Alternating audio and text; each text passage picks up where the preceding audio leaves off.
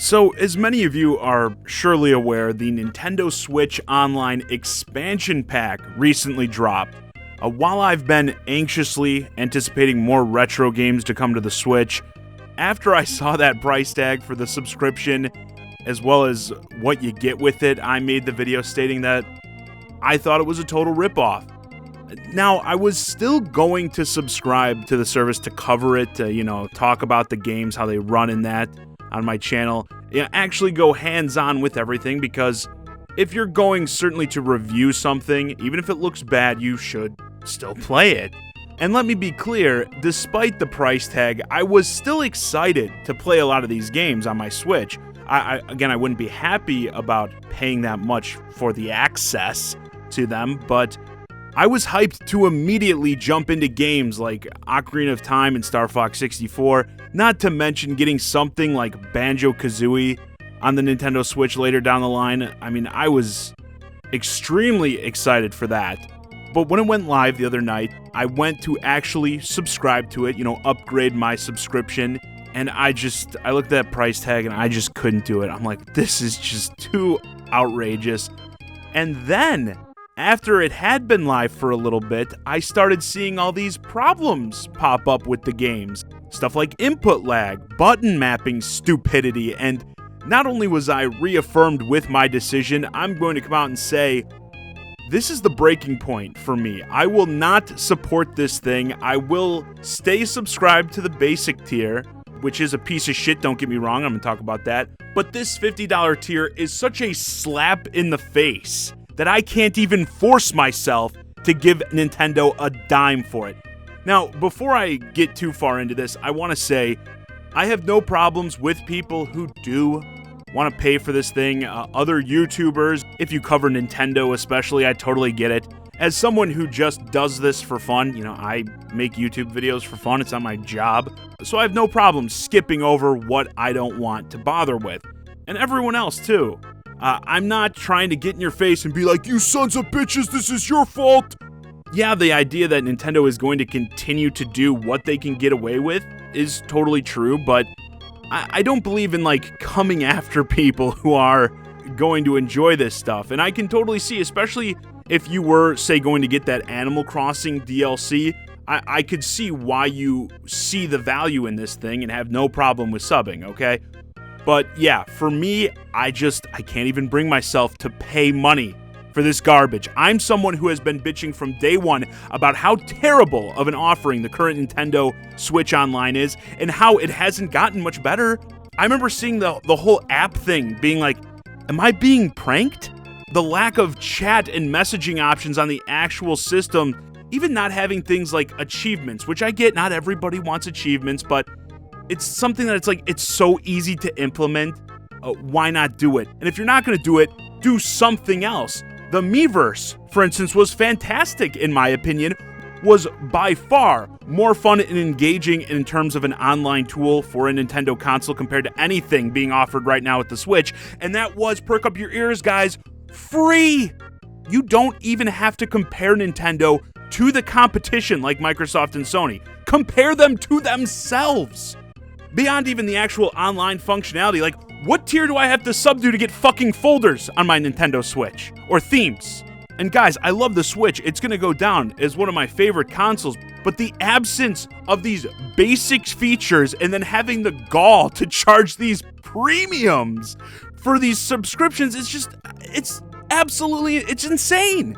And if we were talking about a console like the Wii U, a platform that was a total failure, I could see them being at this point let's not bother with the stuff at this point, let's just hurry along, get to the next system. But that's not the situation. The Switch is a mega success, and you have to assume their next system will be a Switch Direct successor. I just don't see them doing a whole new thing unless it's a home console that works with a Switch.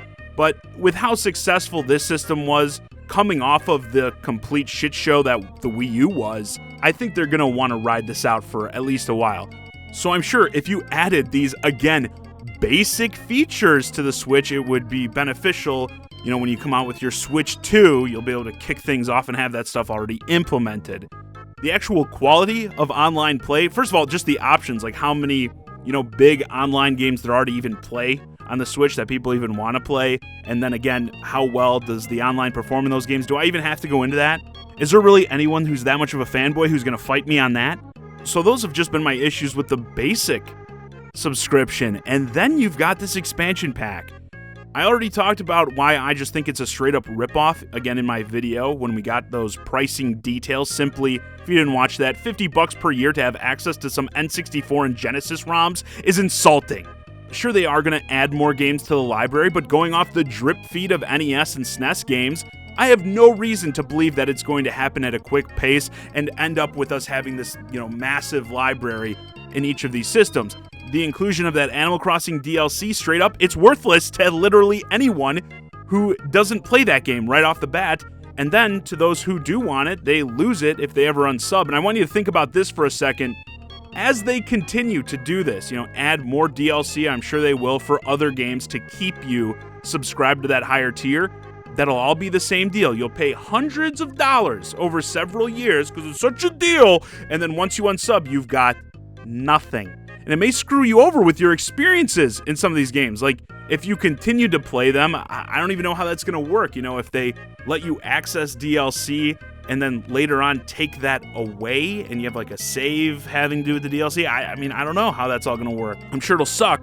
But like I said, then this thing actually launches pretty much yesterday, right? And I'm seeing people have all these issues. Major input lag in Ocarina of Time, Nintendo. How did you manage to screw this up?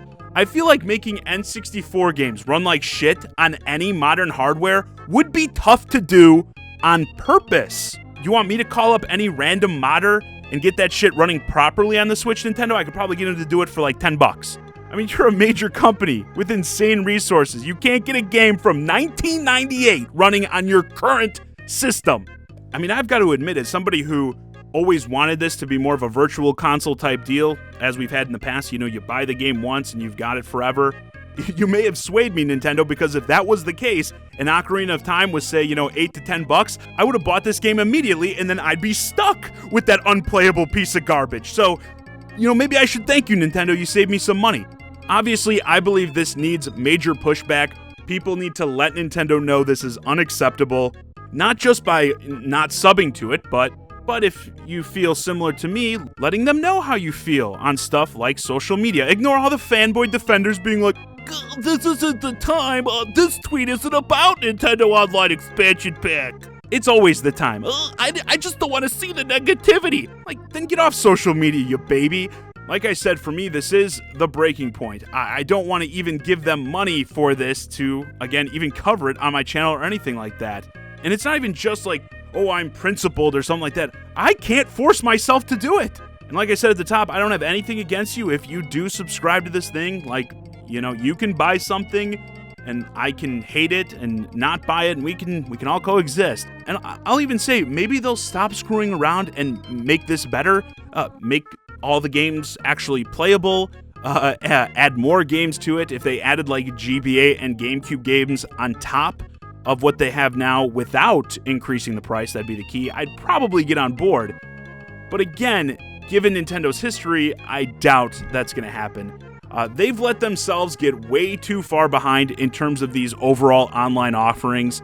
Do I have to even say anything more than we didn't even have a built-in Ethernet port until we got the high-end version of the Nintendo Switch, the OLED. Whoa, Nintendo, slow down there. You got to turn a profit after all on these systems. And once more, I do hope people stay on them about this. $50 a year for broken N64 ROMs. I'll just say, Nintendo, this ain't it. At the end of the day, if I find myself just really needing to play these games on a portable system, I can always just grab a Steam Deck. Anyway, with that, this video's a wrap. Let me know your thoughts on the Nintendo Switch Online Expansion Pack in the comments. Is this a breaking point for you in terms of this piece of crap Nintendo Online service? Or are you hyped to pay $50 a year for access to some ROMs of games that are 20 plus years old, many of which barely even work? As always, I'm the Shy Guy, Johnny Zakari, and thanks for watching.